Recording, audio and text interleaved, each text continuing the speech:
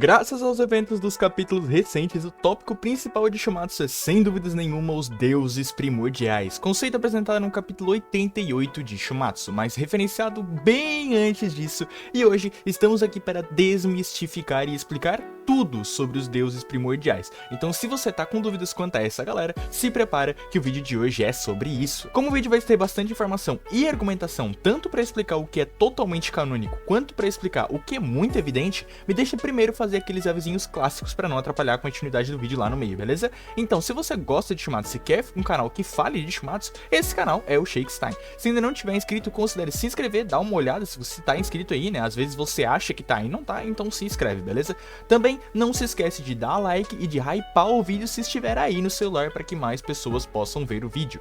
Últimos avisos, se quiser debater sobre os assuntos do vídeo, sugiro entrar no meu server do Discord que tá ali na descrição. Lá podemos ter uma conversa mais direta caso seja necessário. E claro, para quem gosta muito do meu canal, tem o plano de membros com diversas recompensas para apoiar o canal. Então se quiser apoiar financeiramente o meu trabalho aqui no YouTube, esse é o método. Agora sim, chega de avisos e vamos mergulhar de cabeça nesse tópico polêmico, espinhoso e confuso, que são os deuses primordiais de Shumatsu no Valkyrie. O conceito Deus primordial foi apresentado pra gente no capítulo 88, por meio das lendas das crônicas do Valhalla, que são crônicas do que parece ser a origem de todo o universo de Shumatsu. Nela é dito que tudo que conhecemos foi criado pelos deuses primordiais, seres tão poderosos que se autodestruíram, deixando espaço para os deuses que criaram um novo mundo, no caso Valhalla, Midgard e Helheim, como a Gol fala no recente capítulo 97.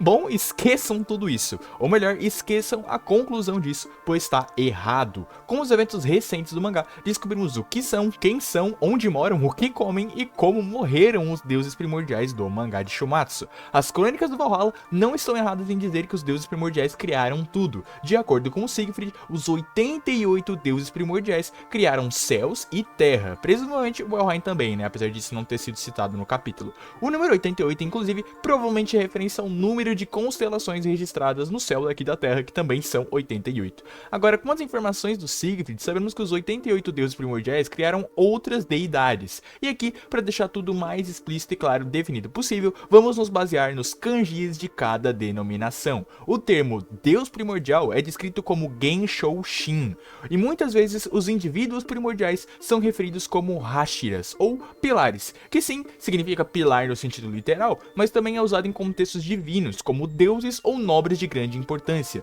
Em resumo, coisas que sustentam outras coisas. Até por isso que o número 88 também deve ter sido escolhido, porque 88 é Hachi-ju-hachi e pilares é Hashira. Então você faria ali um jogo de palavras ao falar Hachi-ju-hachi Hachira. Tudo isso, né, juntando nessa sonoridade com hahaha. Agora o termo deidades, usados no capítulo no sentido de seres, né, que foram criados pelos deuses primordiais, é Kamigami, como o kanji de Deus aliado ao kanji de repetição para denotar pluralidade. O próprio Siegfried diz que deuses e deuses primordiais coexistiam, com os mesmos exatos kanjis. E bom, é agora que eu quero partir para a sessão de respondendo dúvidas que toda essa questão de deuses primordiais acaba gerando.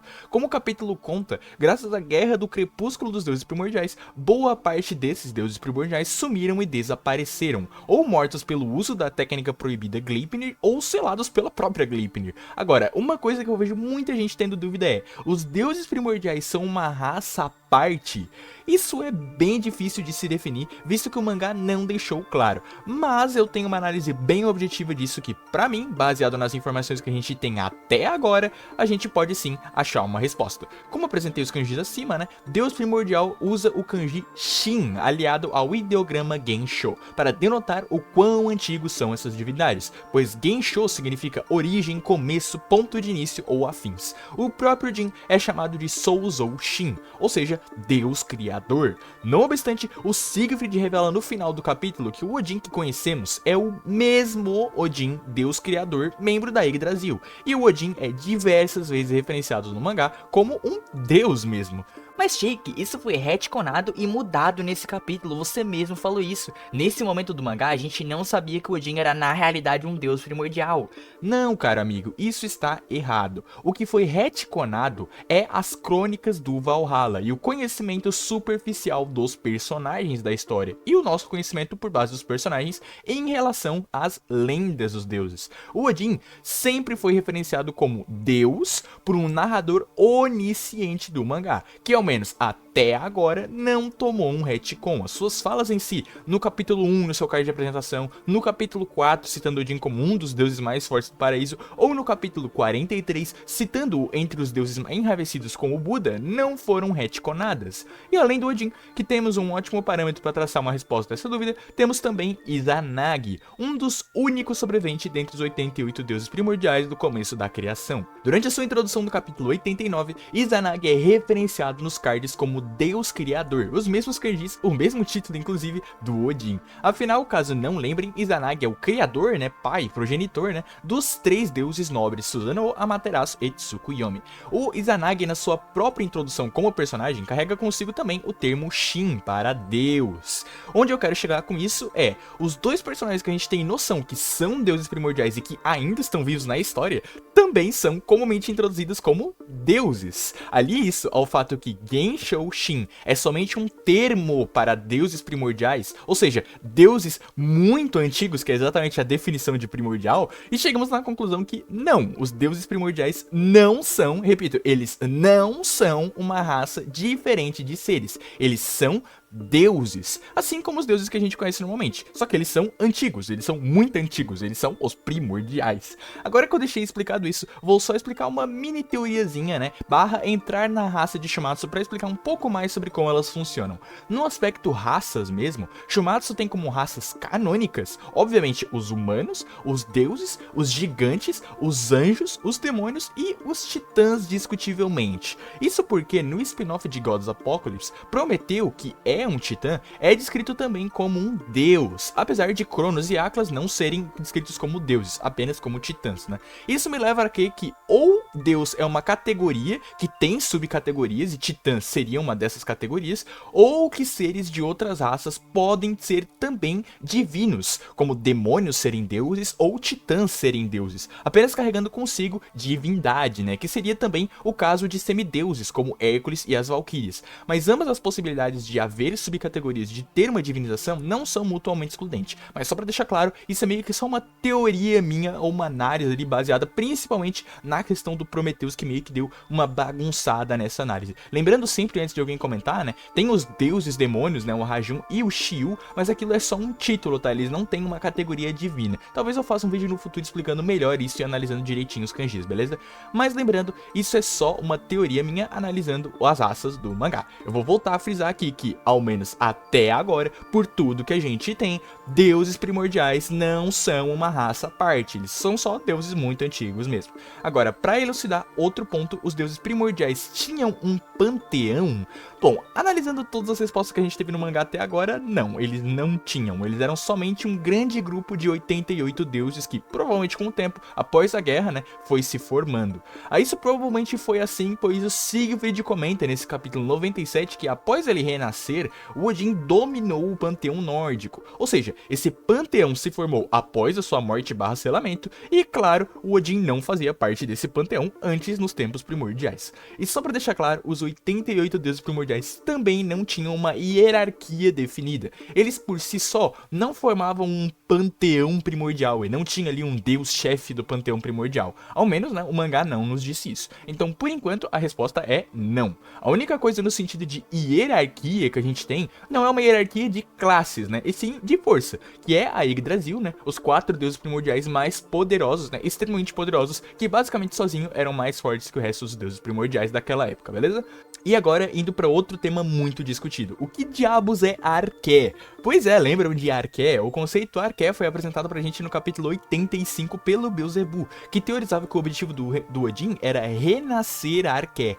Aí tem um problema muito engraçado, que comumente acontece quando você vai traduzir uma obra que tá em lançamento, porque na época desse capítulo, todos os scans traduziram Arqué como uma pessoa, mas Arqué, na realidade, é um período. E como o mangá diz, Uchu no Shingen, traduzido diretamente para Origem do Universo, que é acompanhado das Furiganas Arqué. Na época, pela falta de contexto, muitas scans colocaram como uma pessoa, ou colocaram de uma maneira dicotômica ali, né, que podia significar tanto pessoa quanto um período. Mas com o contexto que a gente tem agora dos capítulos atuais, sabemos que não, a Arqué não é um deus primordial. Os deuses que o Odin quer reviver são a Yggdrasil, né, Satanás, Ymir e Caos. Arqué é o período do início do cosmos. E para fechar o vídeo, como comentei lá atrás, o termo Genshou Shin, deus primordial, foi primeiro introduzido como conceito no capítulo 88, mas antes dele, no 85, já tínhamos o termo. Mas se eu disser pra você que sim, esse termo já foi dito antes do capítulo 85, e 2 vezes, uma em Shumatsu e outra no spin-off Gods Apocalypse, sendo referenciados por Gaia e Ra. Seriam eles deuses primordiais? É o que a gente vai ver agora.